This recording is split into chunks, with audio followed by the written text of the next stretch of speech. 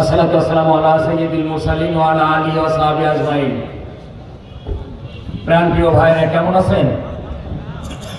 সম্মানিত জুলাই যোদ্ধারা কেমন আছেন?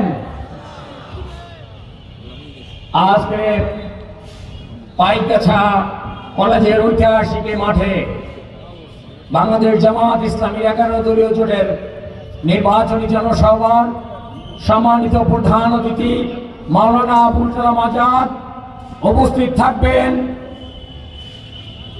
পাইকগাছা কয়রার শ্রদ্ধাভাজন ব্যক্তিত্ব সাবেক এমপি অধ্যক্ষ শাহ মোহাম্মদ রুহুল কুদ্দুস সহ 11 দলীয় জোটের কেন্দ্রীয় ও স্থানীয় নেতৃত্ব বৃন্দ সবাইকে সালাম ও শুভেচ্ছা জানাচ্ছি। আসসালামু আলাইকুম ওয়া রাহমাতুল্লাহ।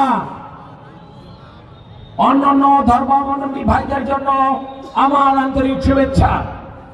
প্রাণপ্রিয় ভাইরা, বাংলাদেশের চরম একটি ক্রান্তিকাল অতিক্রম করার পরে একটি সুখী সমৃদ্ধশালী বাংলাদেশ গঠনের আশায় ছাত্র জনতা মাঠে নেমেছিল 24 সালে।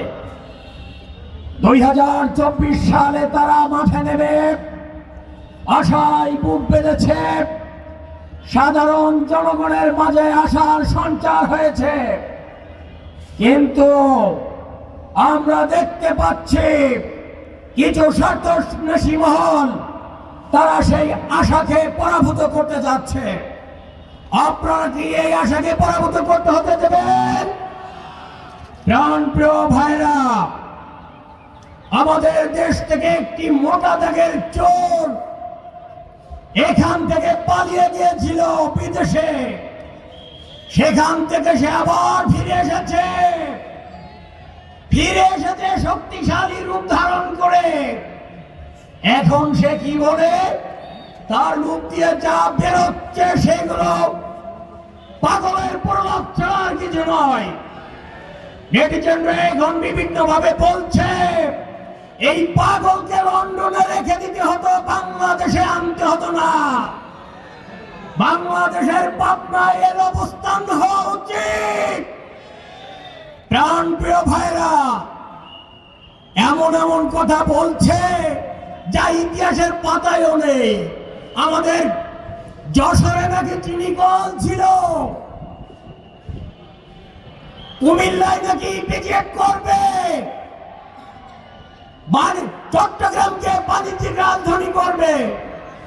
লেখাপড়া তো করিনি সারা জীবন, মনে করেছিল আমি রাষ্ট্রপতির ছেলে, আমি প্রধানমন্ত্রীর ছেলে, আমার লেখাপড়ার দরকার নেই। এ অঞ্চলের কিছু মানুষদেরকে সে আবার হাত করেছে, সে সন্ত্রাসীদেরকে আবার একত্রিত করেছে, চাঁদাবাজদেরকে একত্রিত করেছে। আমরা তাদেরকে প্রতিহত করব। প্রশাসনের ভাইরা নীরব দর্শকের ভূমিকা পালন করছেন। আপনাদের প্রতি উদাত্ত আহ্বান জানাই, আমাদের এই অঞ্চলের যারা চাঁদাবাজ ছিল, সন্ত্রাসী করেছে, লুটপাট করেছে, ঘের দখল করেছে, তাদেরকে গ্রেফতার করুন নির্বাচনের আগে। প্রাণপ্রিয় উপস্থিতি, যে সমস্ত ভাইরা আজকে ক্ষতিগ্রস্ত আছেন তালিকা তৈরি করেন। কারা আপনাদের ঘের দখল করেছে, জমি দখল করেছে, লুটপাট করেছে, তালিকা তৈরি করুন। সন্ত্রাসী ভাইদের প্রতি আমার উদাত্ত আহ্বান, টাকা রেডি করেন। 12 তারিখের পরে এই টাকা সবাইকে বুঝে দিতে হবে ইনশাআল্লাহ।